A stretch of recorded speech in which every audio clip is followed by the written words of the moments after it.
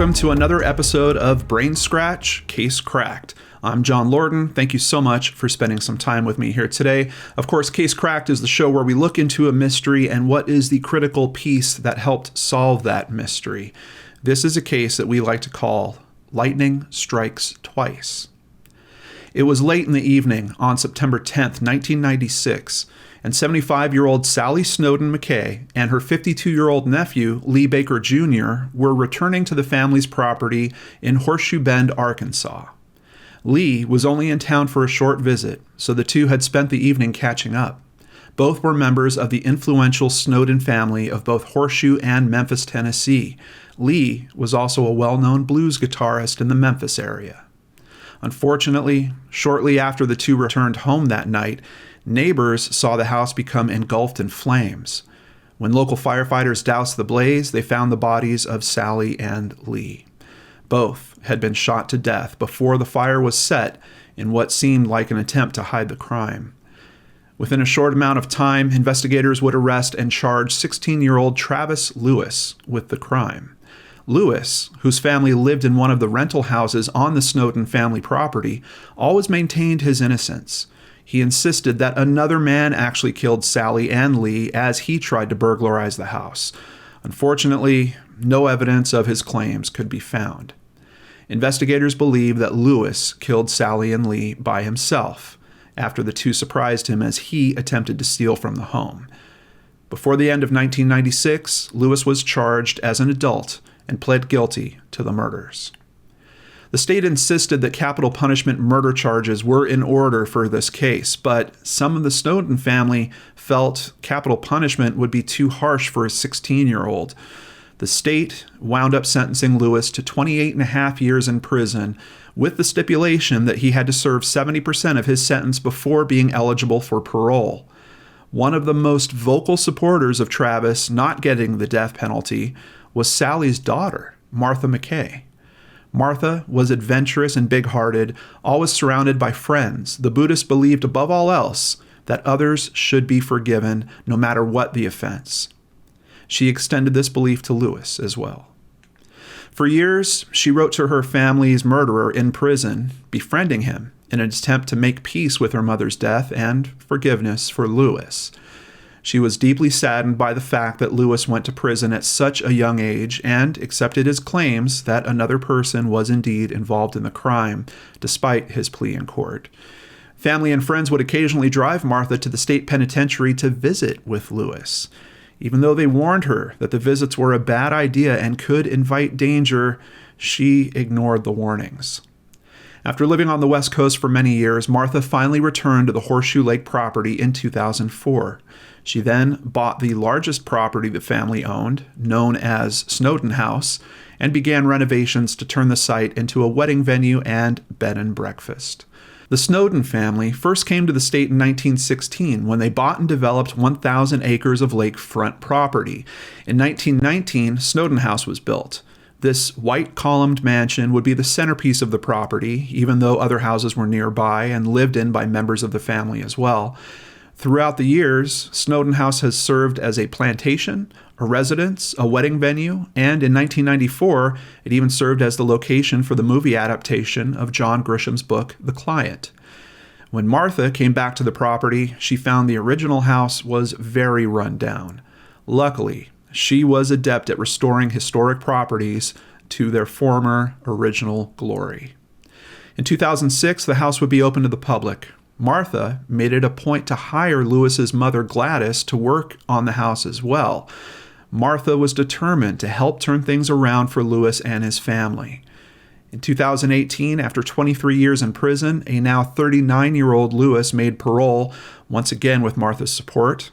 Upon his release, she immediately gave him a job at Snowden House, in the hopes that the two could work together to clear all bad blood. Unfortunately, the Snowden family was soon to see yet another tragedy on their property and only steps from where Sally and Lee were murdered. On the morning of March 25, 2020, Crittenden County Police responded to a panic alarm that had been set off at the Snowden house. When officers arrived, they found the back door open and proceeded inside to clear the house of intruders. As they climbed the large main staircase, they found Martha's body. She was at the top of the marble stairs, wrapped in bloody blankets. Beside her lay a blood-stained knife with a cloth bag full of valuables. Officers continued checking the home, entering an upstairs room, and saw a man jump from the window down to the yard below. As they watched, he got into one of the cars parked in front of the house and attempted to drive through the yard, but quickly became stuck in mud. He fled from the car and ran to Horseshoe Lake, where he jumped into the water and disappeared. The man never resurfaced. Search and rescue teams located the body later that afternoon. With only a visual inspection, officers immediately knew who the perpetrator was. It was Travis Lewis. According to People magazine, Martha's autopsy showed that she had been stabbed and bludgeoned to death at the top of the stairs before Lewis wrapped her in a blanket. People also notes in Lewis's autopsy that his system contained cocaine, methamphetamine, and marijuana. His cause of death was drowning.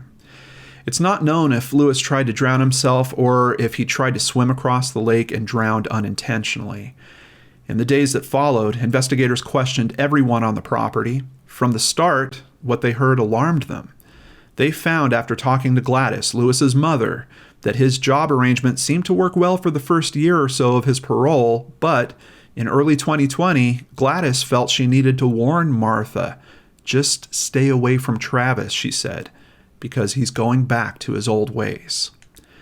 Investigators found that Martha had left a record of several events written in her diary. In late February, she sold an antique chandelier for $10,000, which she hid in the house. Travis just happened to be working the day of the sale. Shortly afterward, the money vanished. Fearing the warning Martha was given by Lewis's mother, Martha then fired Lewis and banned him from the property. Sadly, Martha's murder unfolded just like the murder of her mother and cousin. She likely entered Snowden House and found Lewis robbing her. Using a panic alarm, Martha was able to alert the police. It's not clear whether it was Lewis's intention to burglarize her home and Martha was killed in the process of that, or if his intention was to murder Martha and then he opted to steal the items. Katie Hutton is Martha's sister. She expressed her admiration for her sister, a woman who strove to be kind to everyone, even the man who killed those closest to them. Though Katie still has many questions, she knows one thing for certain. Through tears, she stated, she didn't deserve anything that happened to her. Case cracked. I would like to give a big thank you to ABC News, CommercialAppeal.com, KMOV.com, The Memphis Flyer, MammaMia.com, BlackAmericaWeb.com, People.com, SnowdenHouse.com, and of course, Christy Arnhart for researching and writing up today's story. This one really grabs me because second chances are something that some people are afforded in this life. And when you have a young man that goes to jail for that amount of time and then comes out, you would like to think that there's been some reform, that they have changed for the better in some way. And it's really sad to hear that that is not the case and that we have something like this. It is like literally lightning striking twice in the same family, 3 times if you count how many people have actually died, but 2 different times pretty close to the same location. It's just tragic on all fronts. The humanity in this story just really, really grabs at me. But one of those questions of humanity that I'm left with, and I just kind of want to put to you guys is, was Martha wrong?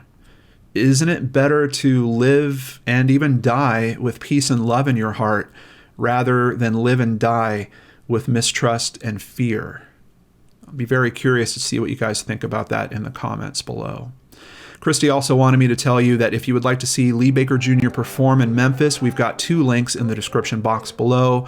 He was a very talented man, and it's just another one of those things where all of us lose out in one of these senseless murders. Thank you to PayPal supporters Emma Rostron, Liliana Ramirez, Amanda Beard, and Lisa Shaw. If you'd like to support the channel, please visit www.lordenarts.com. There you can sign up for PayPal, sign up for Patreon, or buy merchandise. All of it helps keep me here doing what I love doing, spending time with you. I'll be back on Wednesday with a new episode of Searchlight right here on the Lorden Arts channel.